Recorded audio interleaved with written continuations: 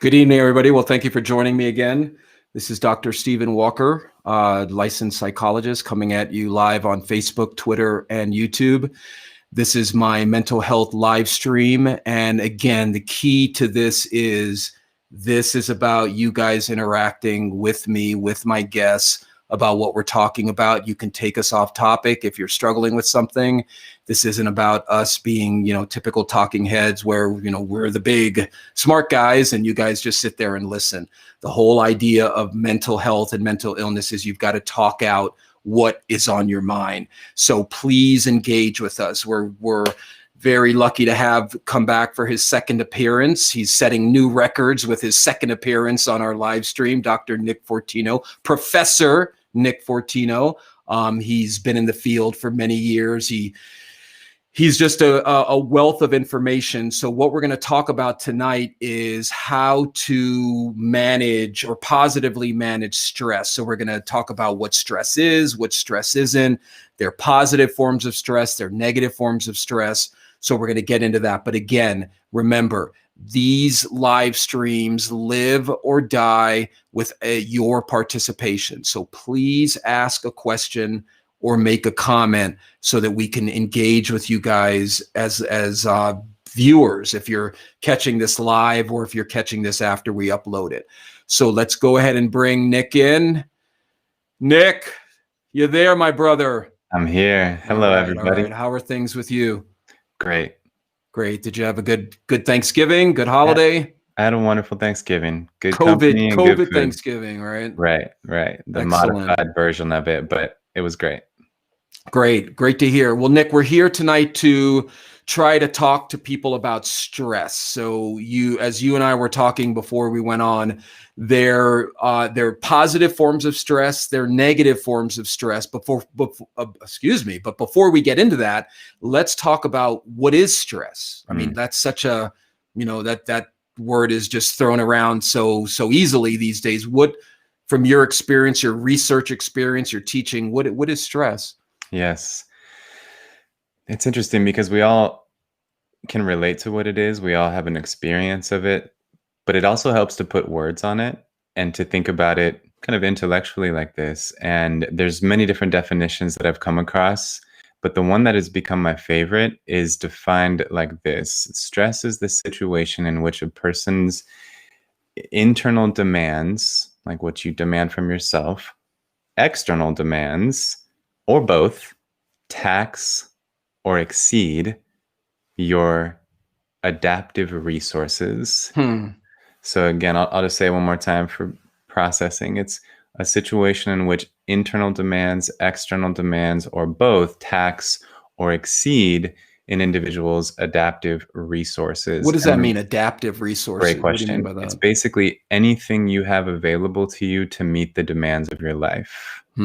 So that includes money, that includes other people to support you, that includes your energy, that includes your ability to deal with it. Yes, coping skills, knowledge, wisdom, skills, intelligence, literally anything you can draw upon to meet any kind of demand that could come up in your life. And the reason I love this definition so much, and I think it's so accurate, is because it highlights that stress is very much about the relationship between demands and resources. And for the person who has significant demands in their life, but who does not have resources, whether in the form of what I would describe as external resources like money and transportation and support systems, or internal resources as like energy. For the person who doesn't have access to resources like that, life gets very stressful. And so again, the stress is very much about the relationship between demands and resources. Sure.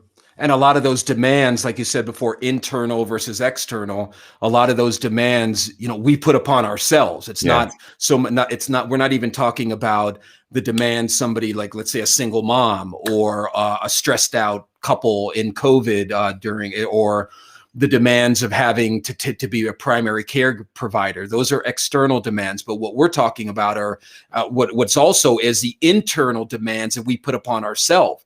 Like a lot of times when people feel stressed, they make it worse by hating what they're going through, or hating themselves for being stressed, or actually hating the stress. Well said. Yes. And I'm noticing a comment from Fernando saying some stress is helpful, and also appreciate the love. He's mentioning my YouTube videos on intelligence, and I really appreciate that. And I could not agree more that some stress Fernando's a is good helpful. man. Fernando has I been love with it. me when, there are not a lot of people participating. Love So it. Fernando, hats off to you. But Yeah. Fernando, you got to work on that family stuff. But anyway, we'll get to that another time. I could not agree more that some stress is helpful. In fact, that's usually how I like to lead into any kind of like lecture I offer on stress, is with the statement, stress is really good. Stress is a very good thing. And then, of course, it can be very debilitating, and it can ravage our health when it gets excessive and chronic. And so I really think it's helpful to start getting more specific with how we talk about stress. Definitely. Let's do it. And I think there's 4 terms that you can start to apply, and 2 of them relate to how long it's lasting, which are acute and chronic. And an acutely stressful experience is short term with a clean end to it. It's like a stressful day or a stressful couple of hours, but then like the stress is over, the demands are met, or they've passed. That's acute stress. Chronic stress is when the demands feel relentless, when there's no reprieve from the pressure. Like complex PTSD. Yes, right. That's an interesting one, because with PTSD, the sources of the stress are essentially internalized, sadly. So that always becomes chronic. And then the other 2 terms that you can consider are technically eustress and distress, which you could translate to good stress and bad stress, or the right amount of stress and too much stress. And so then you can really start to break it down and categorize things, and you can think about how you can have an acute experience of eustress, a short-lived experience of an amount of stress that you can handle. And then you can have a chronic experience or an ongoing experience, because chronic has like a negative connotation. But I like to use the word ongoing when we're talking about consistent eustress. And many people will be able to relate to this. This is the description of the busy person, the person who is on top of everything. They experience stress, but they're not overwhelmed. They have consistent demands, maybe kids and a job and their own endeavors, but they're not overwhelmed. So that's like ongoing eustress. And then it's possible to have acute distress, which is a short-lived experience of being overwhelmed, which could be many things, maybe even something as simple as you're about to have guests over, they're going to be here in an hour, and you have a really messy house and you haven't even figured out what you're going to feed them or anything. And they're not going to judge you, and they're just going to be okay with all of that. Totally. Exactly. Right. That's always how it happens. And then there's chronic distress. And of these 4 categories that I've just tried to delineate, chronic distress is the one that we really have to minimize and avoid and overcome, because that's the one that really gets bad on our health, is ongoing overwhelm. So let's start with that, since we're going to go into that, the I don't want to say negative, but the unhealthy form of stress. What are some ways to minimize it? Like, what are some ways to manage that unhealthy, chronic kind of feeling of just, oh God, can I catch a break? Things are always coming at me. Or like you said, these people are coming. Oh, what's some good ways to manage that? Ultimately, it's going to come down to decreasing demands and or increasing resources. And I'm well aware that not everyone has that option, and that sometimes people are really in a chronically distressing experience or situation. And I really think that it's incumbent upon us collectively to design our society in ways that don't put people in situations like of extreme poverty, for example, where they are chronically distressed, and it's not a matter of mental adjustments to get over it. It's a matter of fundamental structures of societies. So that's worth acknowledging. But in many cases, Absolutely. But then you'll right, be a socialist if you acknowledge that, right? sure. You'll be contra to the eugenics model that it's survival of the fittest. And if you can't handle the stress, Nicky boy, too bad. We're gonna, you know what I mean? So I hear you. I hear Yeah, you. right. I know. I like I'm not afraid to share that I really support Andrew Yang politically, and Yeah, I like what he says, that we can do capitalism, but it shouldn't start with people having nothing. And like, exactly. so yeah, anyway, and I'm seeing Samantha's comment right now that increasing resources is hard. I agree. You're absolutely right. And sometimes, of course, different stressful experiences require different resources. But again, if you think about, let's kind of dwell on this for a moment. I think it's relevant with the comment. Please. What are the resources that humans have to deal with stress? And I think you can actually, as I mentioned, categorize them into the external kind and the internal kind. External resources include anything outside of you that can help you meet the demands of your life, including money is a big one, and support systems is a big one, and transportation and anything very practical like that. And so increasing those is going to look different for different people. But if there's any way that we can do that by, like I think most realistically, some people, not saying this is true for you, Samantha, but I think some people, for example, they spend their money very frivolously, and then they end up strapped for cash and really stressed about that. So something they could do is just be more financially responsible. And again, I'm not accusing anyone of being No, irresponsible. but we're all guilty of that. You know what I Exactly. mean? Sure, Exactly. sure. Right. And then when it comes to those internal resources like energy and motivation, and then time is an interesting one because that could fall on external or internal, but increasing time, this is a big one. This is I think there's a lot of room for growth with using time wisely, of course. And for a person who has a lot of demands, it becomes very important that they're not wasting time, because time is a resource that they have to meet the demands of their life. And so if you waste it, of course, you're just draining yourself of a very important resource that could be utilized to make life less stressful. So being Sure. efficient and very deliberate with how we spend time. And then the other big one is energy, just our own physical energy. And what I think is very interesting is if you think about, like I described, the busy person, and sometimes Which is also, sorry, the busy person is like not vilified, the opposite of vilified. It's exemplified, meaning that yeah, like people who are busy in our society, we look at them like, wow, like the stressed out person is the successful person. totally, exactly. Which, yeah, we should question that perception. um yet I can totally relate to the people of the personality type that are just very ambitious and very productive and always setting loftier and loftier goals for themselves, and some people are naturally like that. And what can happen, and what the busy person must always keep in mind, is that they have to replenish their resources as they go. They, like, I would sum it up like this, that we have to build a lifestyle that is full of replenishing habits. Because what can happen is, if you think of, we talked about eustress and distress, there's a threshold between the two. The question of what amount of stress would overwhelm you is different for different people. And it's even different for the same person at different phases of their life. Totally. But and that threshold can change as you become more resilient and more capable of handling life's challenges. I think the analogy, we talked about it a little bit in our preliminary conversation here, but the analogy of exercising your muscles is perfect here. And What do you mean? Why don't you explain what we were talking about? Yeah. gladly. So if you lift weights, right? Let's just imagine like a bench press or just curling I could dumbbells. outbench you any day of the week, right, Nick? I'm kidding. Fighting words.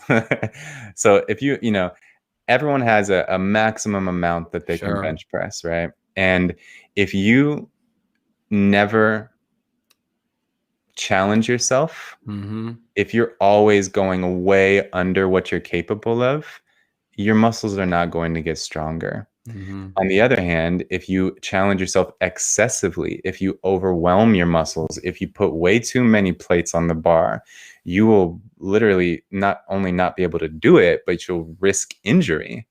But if you can find that just right amount of resistance to place against those muscles and then challenge those muscles at that edge of what you're capable of, then you really become stronger. Mm-hmm. And I think that this applies perfectly to managing stress in life. We even use the word, we stress our muscles. And if you stress them just the right amount, they get stronger.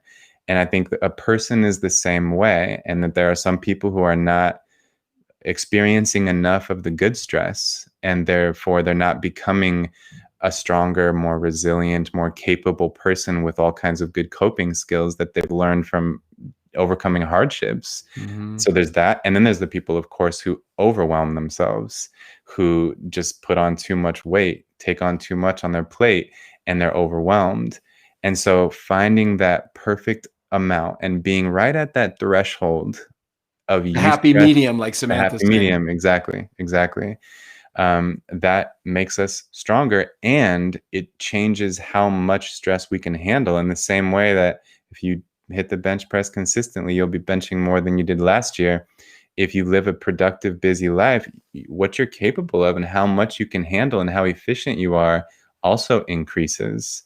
So Absolutely. And that the metaphor, which I use when I'm working with people a lot, is that, generally speaking, not always, but generally speaking, when someone's working out, they're not going into the workout hating the stress that they're putting their muscles in.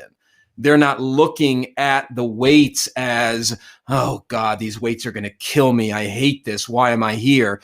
I'm not saying there's not a percentage of people who work out like that, but I'm saying in general, the people who work out, they enjoy that stress. They like that stress. And then if you're looking at it on a physical level, once their muscles are sore the next day or whenever they are, they're not going, uh-oh, I hate this pain. This pain is killing me. Oh my God. If Nick and I were joking about working out. I used to work out a lot. I haven't worked out since I got married, much to my wife's love that, I lost my motivation to work out once we got married. But anyway, when I used to work out and I'd be sore, I'd be like, damn, that was a good workout, but that's not the way we look at emotional pain.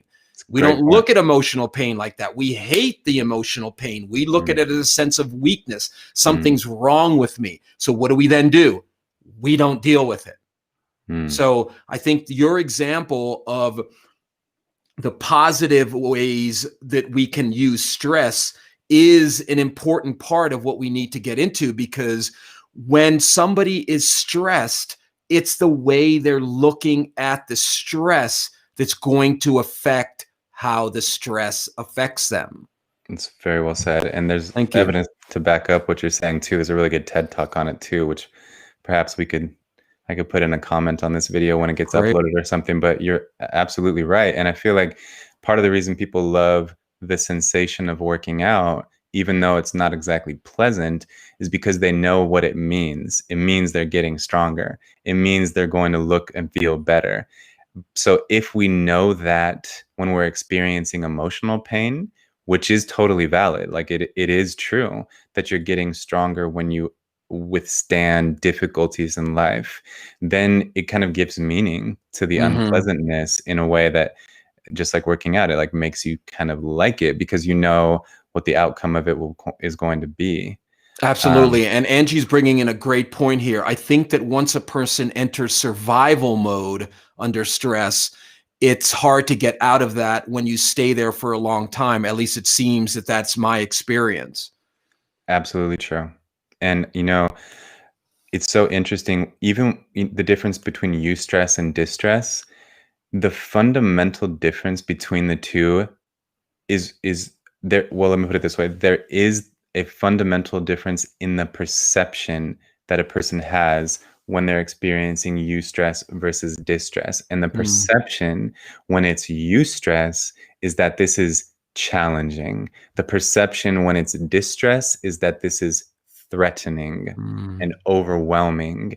And that literally instigates a different biological response. And the biological response to a perception of a threat is to go into survival mode. As And like Andrea Fernando's said. saying, fight or flight. Exactly. Or freeze. There's a third one: fight, flight, or freeze. Exactly. Yeah. Yep.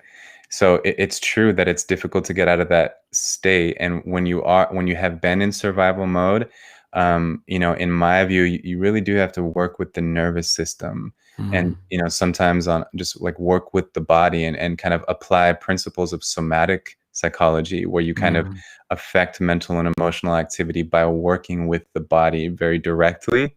Because it's true that if you've been under a threat for a long time, it's difficult for that sympathetic response to calm down. And because if you think about this is relevant to bring up, I think.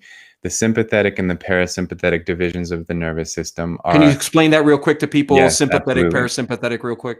Absolutely. So these are generally considered autonomic or involuntary divisions of the nervous system, and the sympathetic governs the stress response. That fight, flight, freeze response is governed by the sympathetic nervous system. And then this parasympathetic is the perfect opposite. It's the yin to the yang of the sympathetic, and it's the relaxation response. And the thing about the parasympathetic response is that it will not come about if you feel threatened. Because even if you think about just an animal, if an animal is relaxing, it's vulnerable. It can be attacked. Its organs are exposed. And so it will not be in a relaxed state if it detects a threat.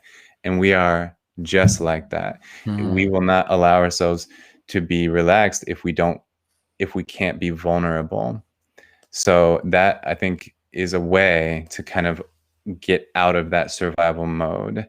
And then, and the vulnerability is, again, something that we learn. When you were talking about the animal relaxing, I immediately started thinking about a lot of those experiments they did with learned helplessness, where they had the dog in the cage and they had the dog on the mat and they had the cage electrified, not to kill the dog, but enough to shock it. So they would coax the dog off the mat, and the dog would get a shock and it would jump back on the mat, and then they'd move to another part. And it was a few times where the dog just laid down and just learned to be helpless because it perceived pain in all directions. Yes. So one of the things we do as, frontline mental health people working with people and their perceptions is we try to remind them that if that was a human in that experiment, the human would have the ability to critically and abstractly think and know exactly what the hell's going on, and would be able to say,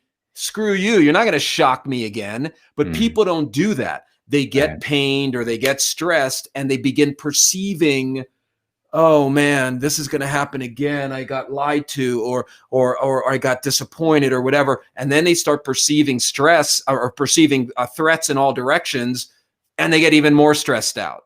Yep. So a lot of what we try to do as mental health people is help people rework their belief system about what is happening around them.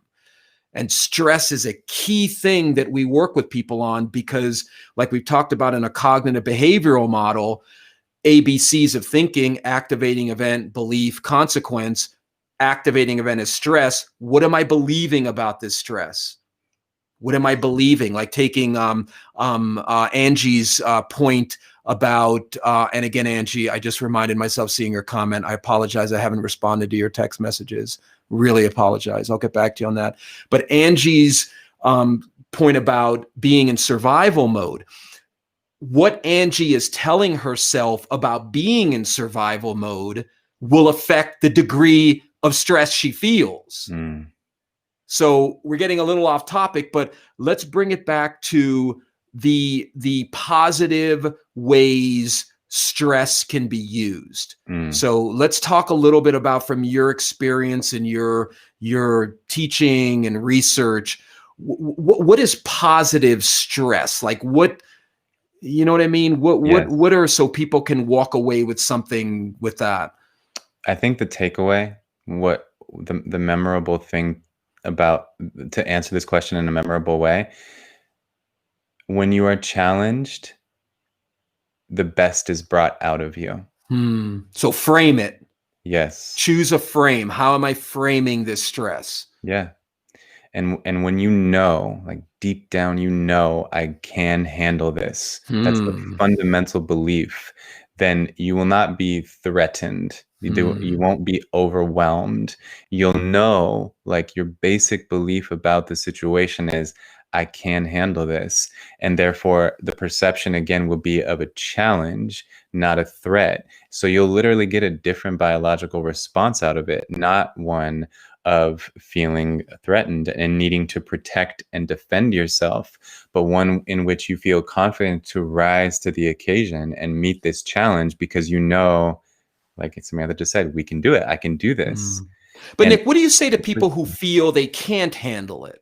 right. You know what I mean? Like when somebody has gotten to the point where the stress and like what Angie's talking about, they're in survival mode and it's just negativity all around, when they just genuinely feel deep down, I can't deal with this. I can't handle that. Yes. I think you have to, so this is an unpopular view that I have, but Well, keep it to yourself then. Anyway, next question. Okay. I think that when it comes to like confidence in yourself and your own abilities and your self-esteem, I actually think we need to be kind of evidence-based in that. We can't just like magically think ourselves into being confident that we can handle something if we've never proven to ourselves that we can handle something. And basically, I think a person can take on many challenges. And every time they accomplish meeting some mini little challenge, just some small task that they know they can handle it. So they take it on and they succeed. And every time they succeed, it really strengthens that belief in themselves. And then they have evidence to know that they can handle big challenges. So I think in the same way, like, let's say I almost would use the analogy that what you're describing is almost like someone who's kind of coming back from an injury after being overwhelmed, after tearing a muscle because they tried to lift too much weight. So they have to like go way back and start with the basics and just train in a way that's kind of very safe and easy until they build back their strength. I think there's like an emotional equivalence of that. And so a person can just prove to themselves with small challenges that I can handle this. And then they build themselves back to a high level of strength and they prove to themselves that they can handle it. And one of the things, and I'm going to get to Melissa's question in a second. Great comment, great question. One of the things we do as, mental health people is we try to help people engender more of a belief that they can come back from it, because there's a lot of, the whole, and I don't want to get off again, but the whole placebo effect, the whole idea that if you believe the medication is going to help you, and even if it's a sugar pill, a lot of times it helps you. And one of the things I try to work with people on is believing that they can heal, believing that they can handle it. So Melissa's raising a great point here. And Samantha, thank you for all your self-competition. Yes. And being in a rut and vagus nerve, or I think that was Fernando.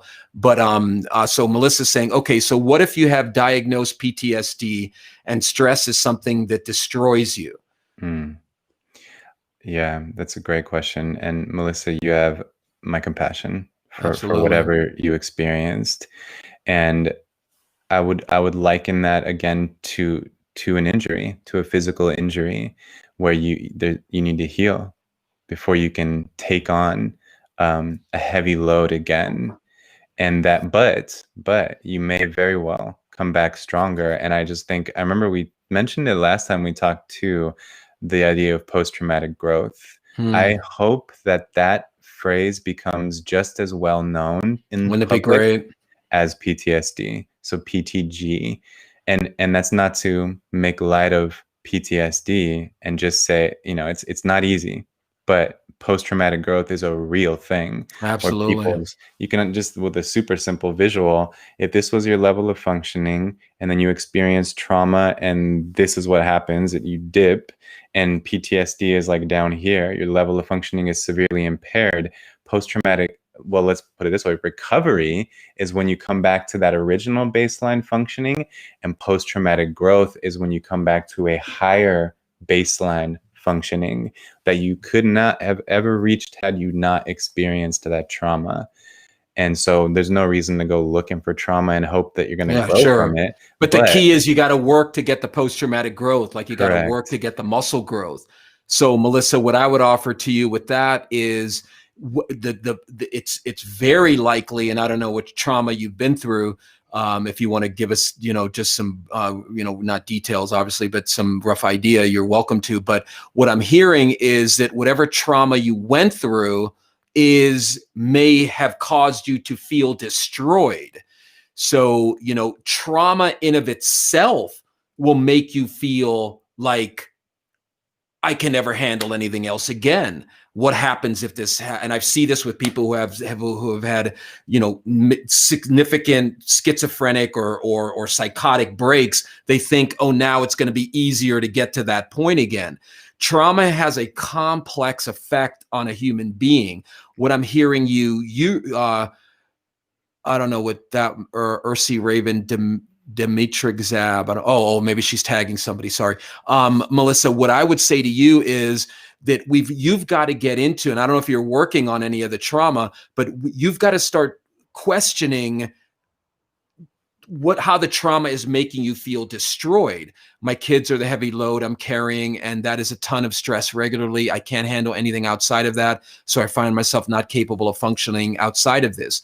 Sure. And that trauma, the stress of carrying your kids coupled with whatever trauma you went through is making you feel my father's a pedophile and my mother was an addict. Okay, there you go. That's what I thought. So what I'm hearing Melissa saying is that she had some sort of sexual offense with her husband, with her father, and maybe it was never talked about. Maybe it was never dealt with when it was happening. So now you've got all that trauma that has caused you to feel destroyed.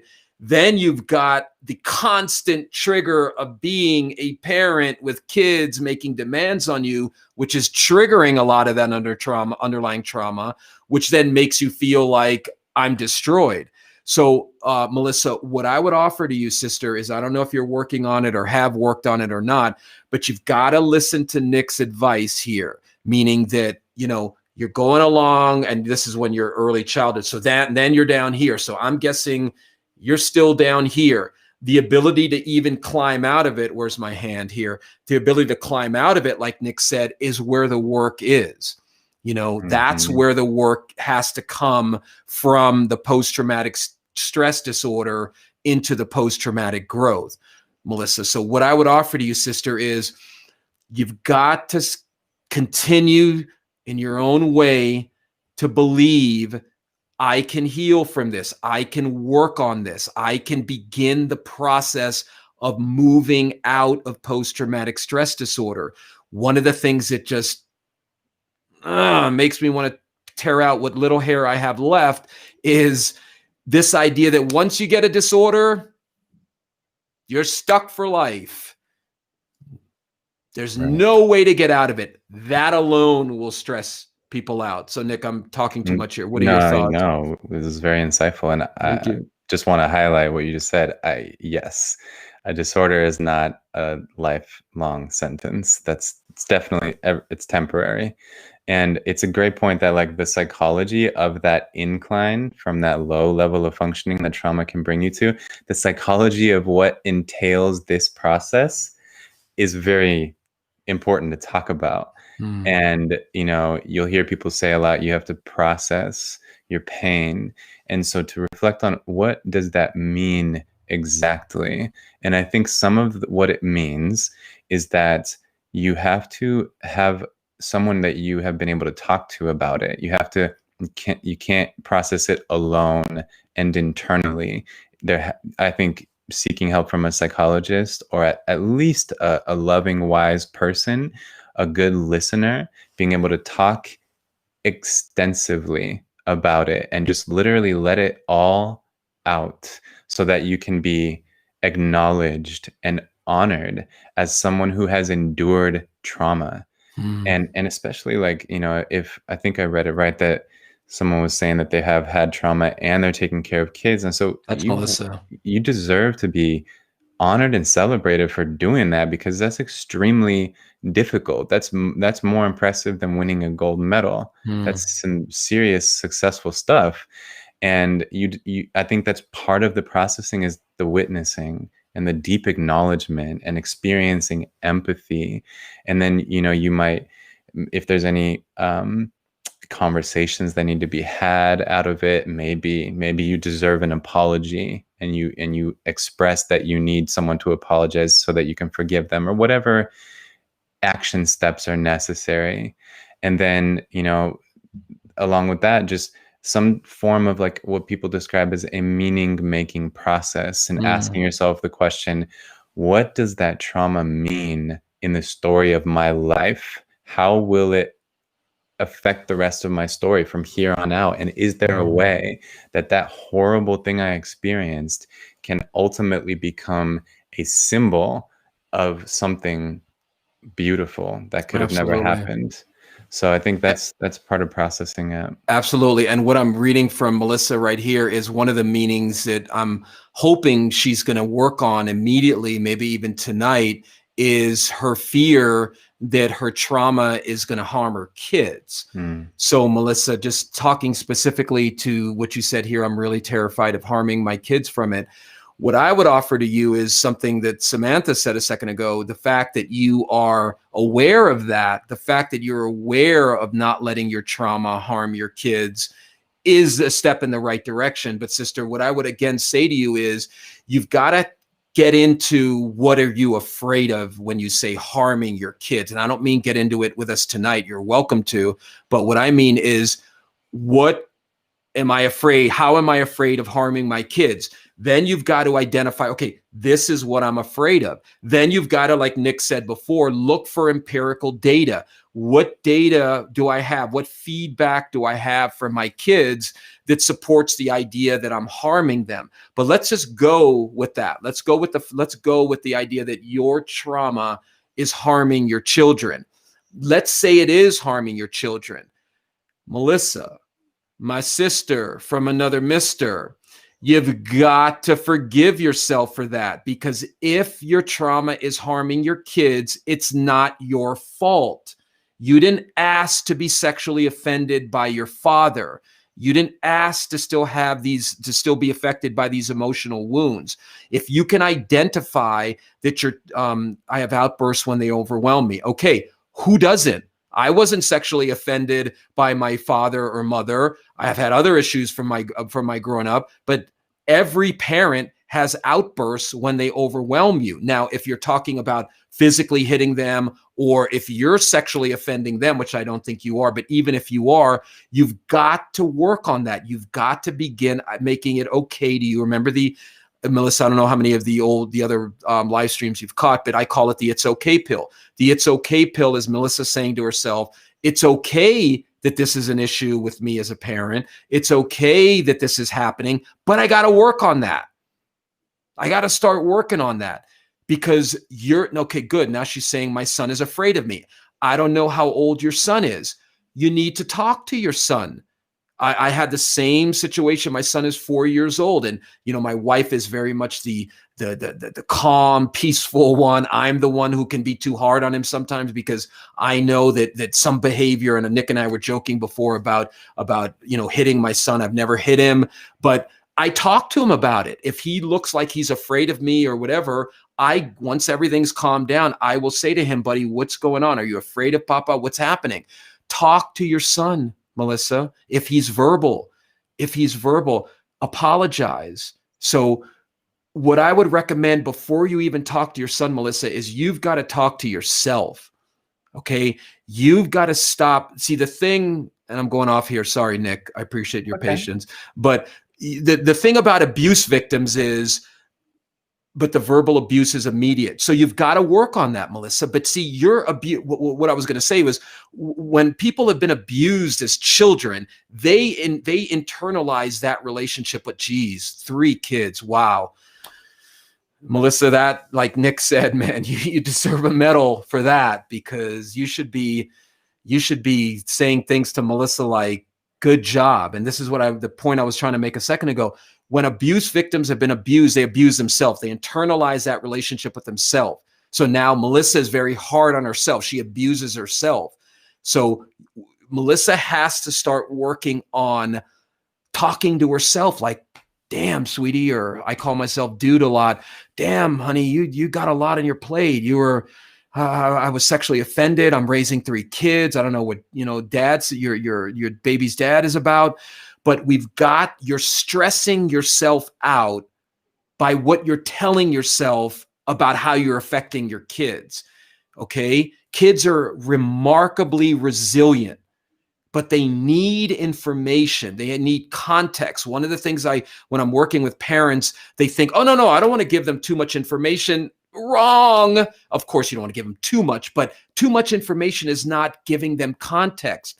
Talk to your son about why you're reacting the way you are. Tell him why, honey, I've noticed that you're afraid of mommy. Let me tell you why mommy loses it once in a while.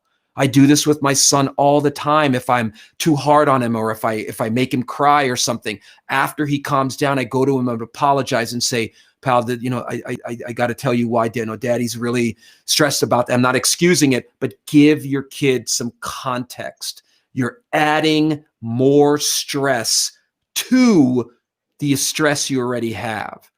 My self-talk is pretty much the voice of my father. There you go. That's exactly, and this is not a setup. Nick and I didn't quietly get Melissa to log on and say, this is exactly what I'm talking about. You are treating yourself the way your father would treat you. And that's the work you need to focus in on. You've got to do with like what Nick said before. Damn, dude, sister, seriously, 3 kids? My wife and I are from the one and done club. Okay. We learned early on, maybe it's because, I'm in my 50s and she's not in her 50s. She's a little younger than me, but we learned early on, one and done. So the fact that you have 3, you need to give yourself some credit for that. But talk to your kids, Melissa. If maybe some apologies need to be given, maybe some context need to be given. Melissa needs to work on forgiving Melissa for being the victim of early childhood trauma. Sorry, Nick, what are your thoughts? No, please don't be sorry. It's gold. Well, I didn't bring you on for me to do all the talking. So, Well, I would just add that I agree that it's very helpful to talk to your kids and explain to them why you're having an outburst, for example. And yet that would require that why you're having an outburst. And that's not a given. Most of us are not psychologists, and even us psychologists don't understand ourselves completely all the time. And I think maybe hopefully you're getting some good ideas about maybe why you have your outbursts. And just to add some input onto that, if you consider the fact that, I don't know exactly what trauma you alluded to, but if it was anything in the domain of being sexually violated, the sexual dimension of our life is already one of the most vulnerable. And then the childhood phase of our life is the most vulnerable. So if you are violated sexually as a child, you've literally been violated in the most vulnerable area possible in multiple ways. And therefore, in the only way to adapt to that as an organism is to protect yourself and have a fight response to any time you feel overwhelmed, to have a fight or flee or freeze response. And to me, I think an outburst is a fight response. And my guess is that you probably don't have a fight response toward everybody. I think you would probably, I would imagine, if I'm guessing, that your kids are someone you're more powerful than. So a fight response comes naturally, but there might be figures in your life where your response is more of a fear response, more of a flee response. And so in any case, though, you're reacting to a threat, and your nervous system is primed to register threats and react to them in whatever way will protect you. And so I think that the outbursts are related to that. And so maybe, you don't have to share the details of the trauma with your children, but you can say, I think, mommy was very hurt when she was a child, and that makes me very reactive sometimes anytime I get overwhelmed. And that's understandable to a child, and it may be accurate. Bingo. And she's asking, can a 3-year-old understand? Well, again, if it depends how verbal your 3-year-old is. It depends how, I don't know, again, how much talking about how we feel is done in your family. Like I've said in previous live streams, there was none of that growing up with me. So whatever I have learned to do is because of the self-work I've done on myself. But maybe it's time to have family talks about emotions and how people are feeling and who's mad at who and how we go about soothing those wounds. Your kids are going to learn from you, mostly men. I naturally am fearful of men and people who say they love me. Sure. And Melissa, what I'm sensing, and I could be wrong, but I'm sensing you haven't done a lot of work on some of this trauma. You mentioned that you're diagnosed autistic. I would like to see that diagnosis because you may be more on the Asperger's side than the autism side. But what I'm getting to, Melissa, is you gotta work on some of this, sister. I don't know if you work or your husband works, or if you guys have health insurance or whatever, but you've got to access some of that and start. Okay, Melissa. Oh, Samantha saying, yes, I've had years of counseling. It comes down to self-love. Sure. And as Samantha knows, self-love takes a lot of work. Self-love is the fruit of the tree. I mean, self-love is once you've grown that tree, then it blooms with that. So what Melissa is in right now is a stage of needing to work on some self-awareness and just know, like Nick said, knowing why you're reacting the way you do. But Melissa, you've got to start taking It's Okay pills. You've got to start saying to yourself, I wasn't trained to be a good parent. I didn't get a good start. Like Nick said, I was hurt, just deeply hurt. I'm still hurt. It's okay that I'm still hurt, but I've got to work on that. I've got to start talking out some of this pain because, getting back to the topic for tonight, stress, we put so much stress on ourselves by the way we deal with ourselves internally. Yeah, there's a lot to unpack. You're right, Melissa. And that's okay. That's okay that there's a lot to unpack. I don't know if you caught a live stream I did before with one of my former patient clients who had years of just very bad sexual abuse. She's going to come back on next week, but she has done the work. So, it's okay that there's a lot to unpack, Melissa. Please remember, sister, you were the victim. And I know the word victim is such oh my God, don't be. There are victims in this world. Now, staying a victim, that's a whole different story. But yes, for Melissa, you were the victim of sexual assault and abuse. I don't know how long it was. I don't know if it was a one-time event. I'm guessing it was probably, like Nick said, a prolonged thing, prolonged trauma. But the fact that there's a lot to unpack is not your fault, Melissa. It's not your fault. You've got to start talking to little hurt Melissa inside of you and soothing her and telling her that it's okay. She's saying, I got counseling when my first was born. She's about to be 6, but the woman I was seeing closed her practice. Great. I'm looking to find out how I can go from here. Well, this is the first step. Say to yourself tonight, after you put the kids down, wow, I'm a great mom. I'm really trying to be a good mom. I'm trying to work through this trauma. It's okay that I'm still hurting, but it's time to work on it. It's time that I need to keep healing. Melissa saying, yes, I was here. I'll be here and hear more of her story. Great. I'll post an ad. It'll probably be Monday or Wednesday. But Nick, any follow-up thoughts? I have a few thoughts. I think it's very helpful to understand what enables us to regulate our emotions more easily. And there's the deep work that Stephen's talking about, which is at the heart of it. But then there's also this sort of brain maintenance stuff that makes it much easier to just kind of channel our emotions appropriately. What do you mean by that, brain maintenance? What do you mean?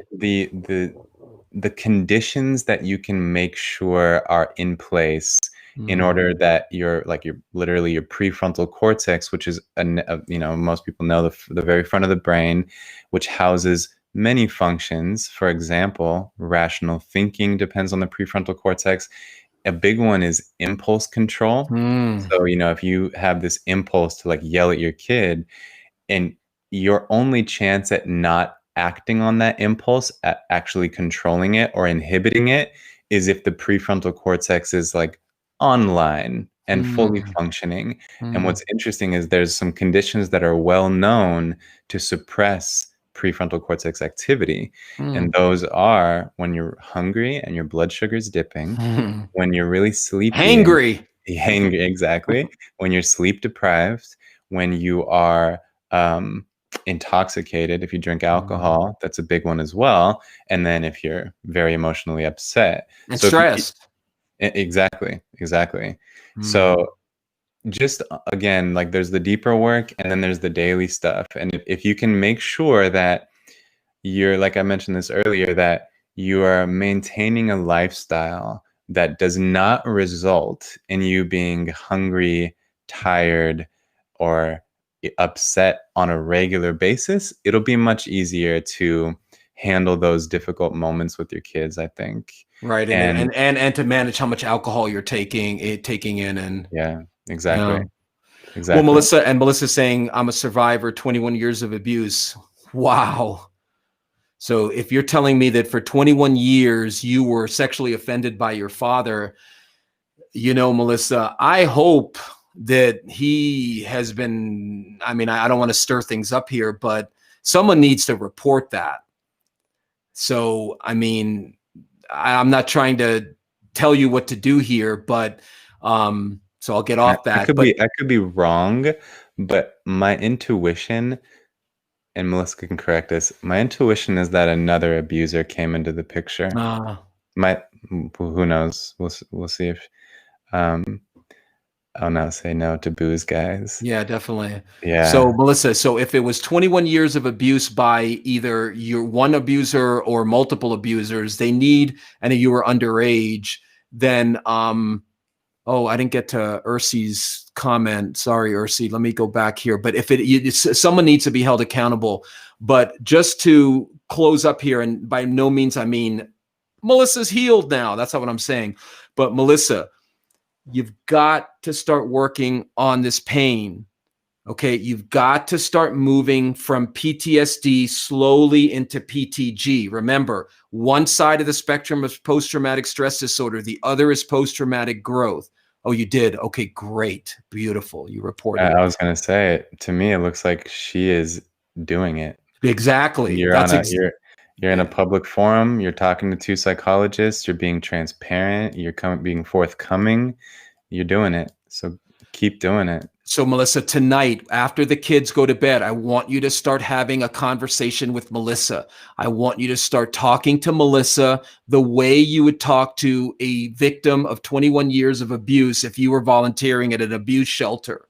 You wouldn't walk in there and say, oh, it's so pathetic. You're so sad. I can't believe you yell at your kids. You're such a bad mom. What the hell's the matter with you? You wouldn't say any of that to them. I want you to start talking to yourself the way you would counsel and talk to with compassion an abuse victim. And that's going to slowly start getting you to realize it's okay that I'm triggered by the stress of raising 3 children, but I got to start working on that. And I've got to find a way to talk to my kids about what I'm going through. Nick? And I just want to reflect. Please. I saw a comment that really stood out to me, which I believe Melissa said. That was, I want to talk to myself like I talk to my daughter. That's it in a nutshell, sister. Yeah, clearly that's you it know in a what nutshell. you need. Yeah. You've got, and Melissa saying, hearing the motivational talk. And I'm talking about motivational self-talk. Talking to yourself in a way that you would talk to somebody you love. But self-love is, way away. We need to go through self-awareness, self-acceptance, self-liking, and then self-love. Okay, so it's a process.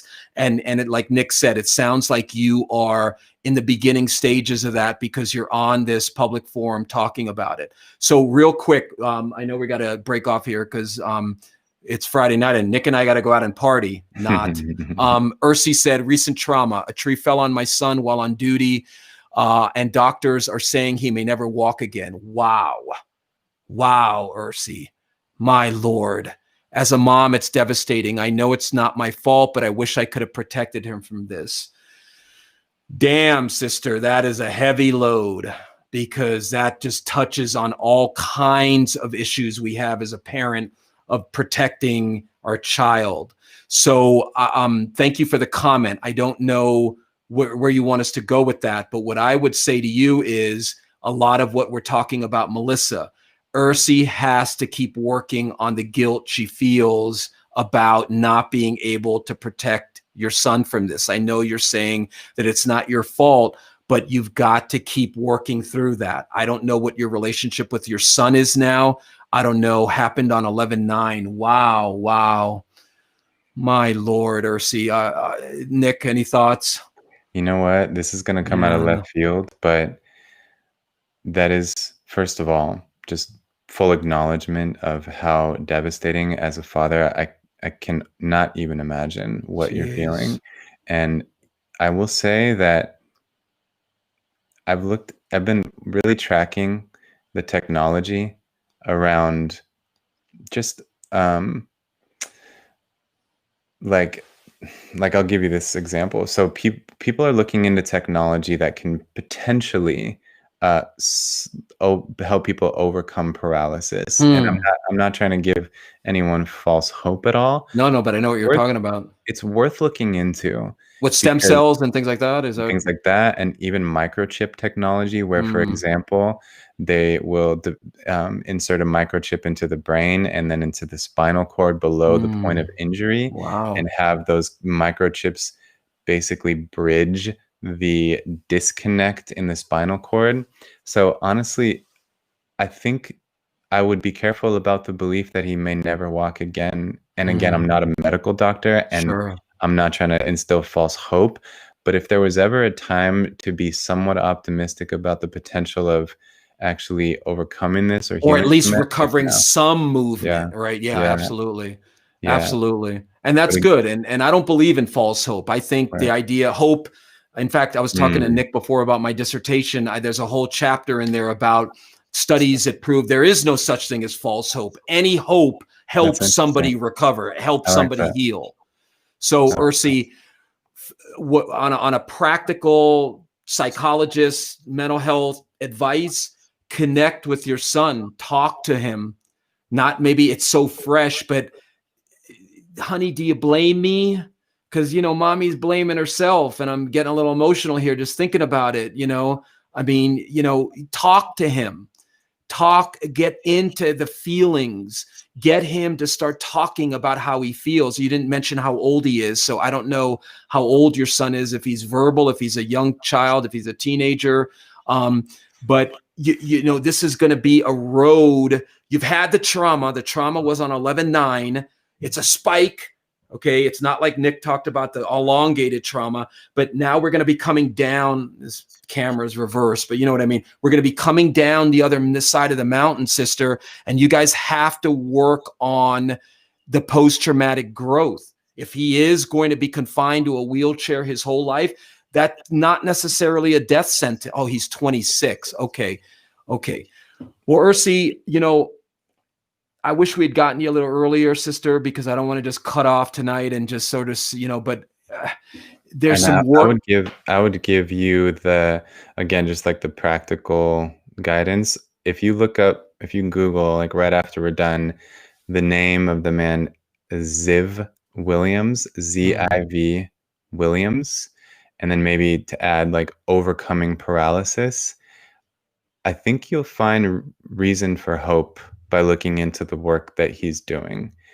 And so again, I don't mean to say this without fully acknowledging the emotional weight of this, because that's so intense.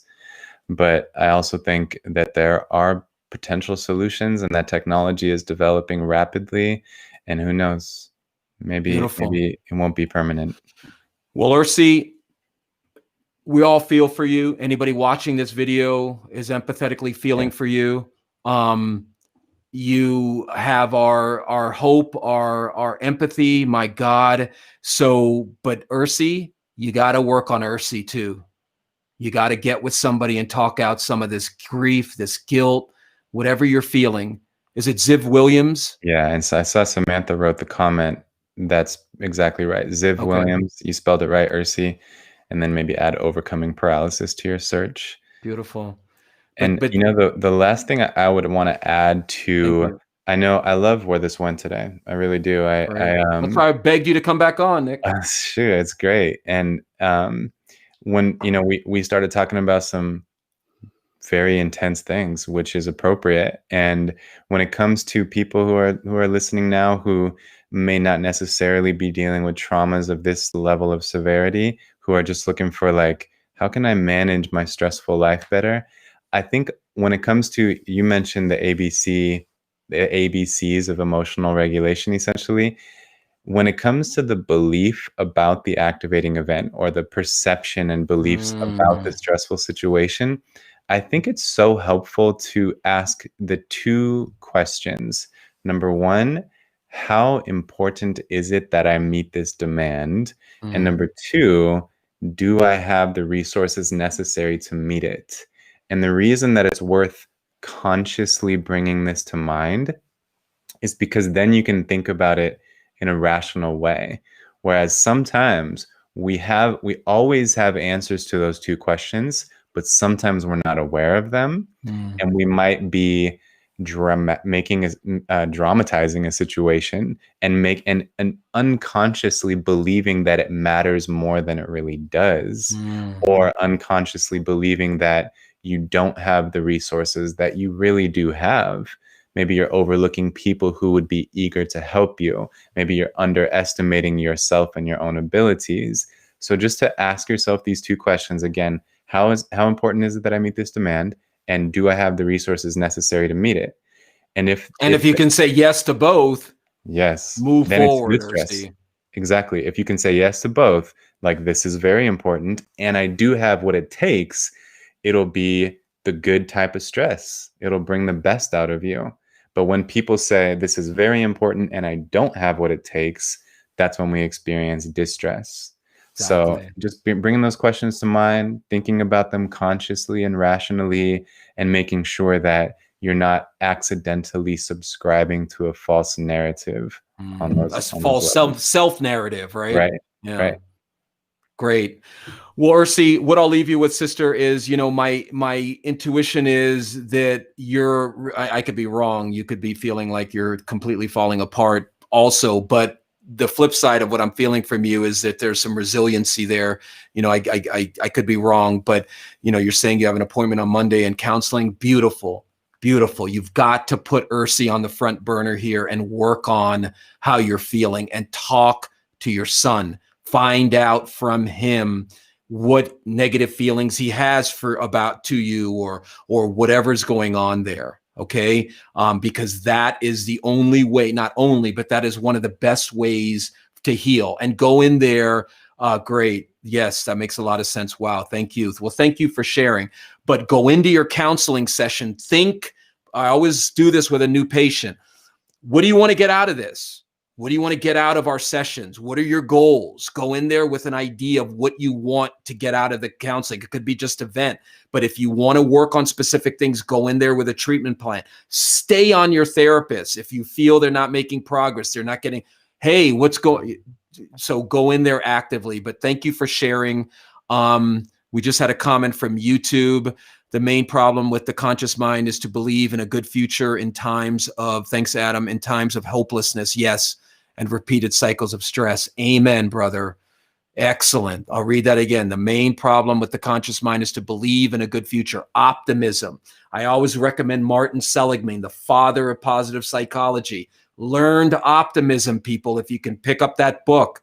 It's a great book. There are parts of it that are a little, but the majority of the book, it talks about how we need to learn how to be optimistic, because most of us grew up in very pessimistic, end of the world. I can't deal with this. I can't handle this. This is going to kill me.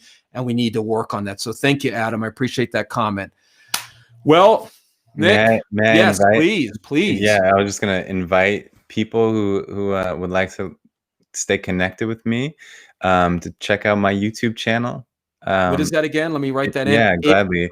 It's The channel is called Psychology Is, psychology is. and it's based on the saying, "Where people are, psychology is." And so if you were to search that on a YouTube search bar or add my name, like Psychology Is Nick Fortino, you'd find it. And I collaborate with my best friend, and we do really Wait a minute. Wait, whoa, good whoa, whoa, videos. whoa. I thought I was your best friend, dude. You're climbing the ranks fast. Last time you're on this show.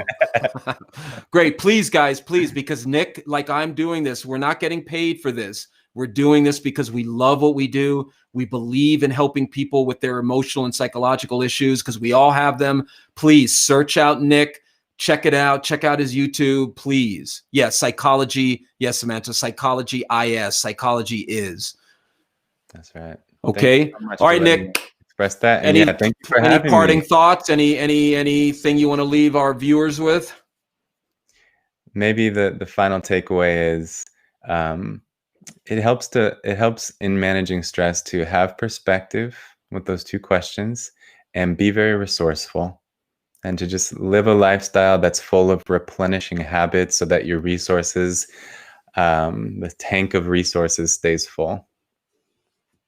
Great. And work on and I'll add all of that and work on your relationship with yourself. Mm. People, work on the relationship with self. Like Melissa said, her relationship with herself is the relationship she got through the trauma with her father. That's a breakthrough for you, sister, right there, that you need to work that insight. Why am I treating myself the way my dad would treat me? Is that okay with me? I can't go on like this. I don't deserve to. Anyway, I could go on and on. So, Fernando, very insightful. Thanks for coming on, sir. I look forward to listening to you again. Dude, how come you never say that to me, Fernando? No, I'm joking. Thanks, Fernando. I appreciate all your input. And yeah, I do like, if you ever work with me as a client, humor is part of what we do. This very serious, heavy work. Sometimes we need to keep it light. It's not in any way minimizing everything anyone's going through, but we need to be able to pick our frames and work on that. Okay. Okay. Nick is sending me. I don't know if I went to you or everybody. Yeah. I saw Samantha ask for a link. Do you want me to post that link? Sure. Okay, That'd be great. Thank you How so do I much. cut in? Sure. Yeah, we're about to publish a video probably tomorrow on how to overcome negative thinking, which I think relates to a lot of what we talked about tonight. So beautiful. Okay, guys, there's the link. Check it out. Yeah, Go to I'm so impressed with everybody. You have a community growing here, and everyone's just brings the enthusiasm and the insight and the great questions. And we want Nick every week. Everybody, come on. We want Nick. We want Nick. No, I'm kidding. But I love it. I feel the love. I feel the love. Good, brother. Well, we appreciate it. And Nick, you and I will keep in touch. And like Nick said, he's open to coming on at least once a month. So I'll corral him again in January. And if anybody has any ideas of what you want us to talk about, feel free. Also, real quick, if anybody wants to be on the show, you've got some issues you want to share with people, you and I to engage one-on-one, shoot me a text at this number. You can always get me that way. You can go to, this is one of my websites. This will take you straight to my YouTube page, or you can just type in Dr. Stephen Walker, psychologist, and I'll come up. So Nick, my brother, thanks for coming on. Everybody, thank you for your participation tonight. I'll be on again next week, Monday, Wednesday, and Friday. I may not be able to be on 3 days a week as the holidays come up, but I'll do my best. And please, guys, work on these issues. Do not give in to hopelessness. Hopelessness relies on being psychic, meaning that you'll never heal. You'll know that you'll never get better. If you're psychic, please shoot me up the lotto numbers. If you know the future, if you can tell the future, send me the lotto numbers. None of us are psychic. Don't fall into hopelessness, okay? Please, everyone can heal. All right, guys. Well, thank you for tuning in. Nick, my brother, thank you for coming on, and we'll see everybody next week. All right? Take care, everybody. We'll see you. Take care.